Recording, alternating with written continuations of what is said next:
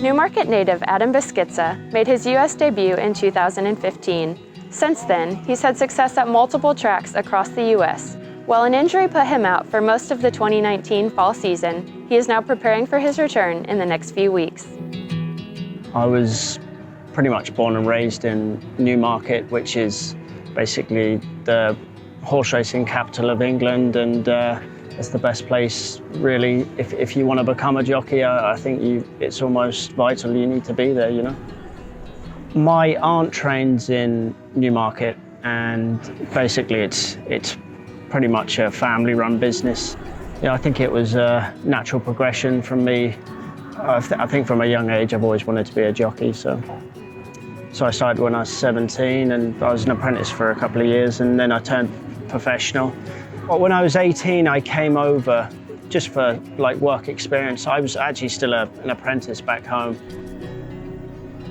The whole idea of, you know, being here was to, you know, try and look for bigger and better opportunities, and I've been very lucky. You know, I've fallen across the right people and been at the right places at the right time, and you know, I'm very fortunate still. I have a good connection with Joe Sharp, and you know, we became good friends back when I was 18. He took me everywhere, and yeah, we got pretty friendly, you know, and you know, he's been almost like a role model, you know. He's sort of from a young age, he taught me the ropes and showed me the American way, as they say.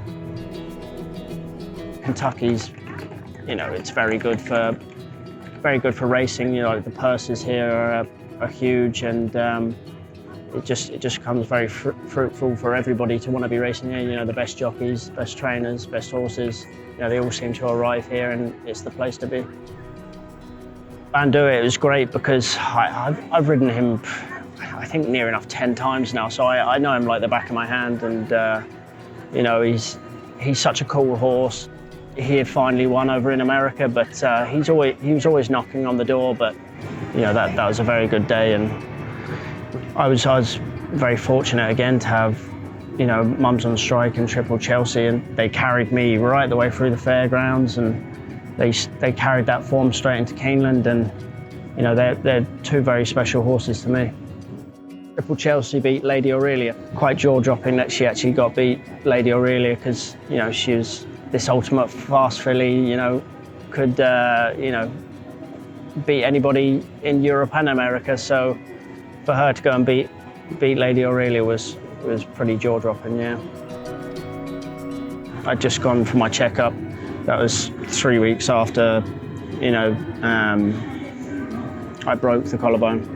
It's still a little bit tender and sore around there, but a couple of weeks I should be back in action. So I'd love to win a Grade 1 now. You know, obviously every jockey, that's their aim, but I think it'd be pretty nice to have on your CV. So you know, if I'm fortunate enough to find the right horse to get me to that stage, it'd be nice.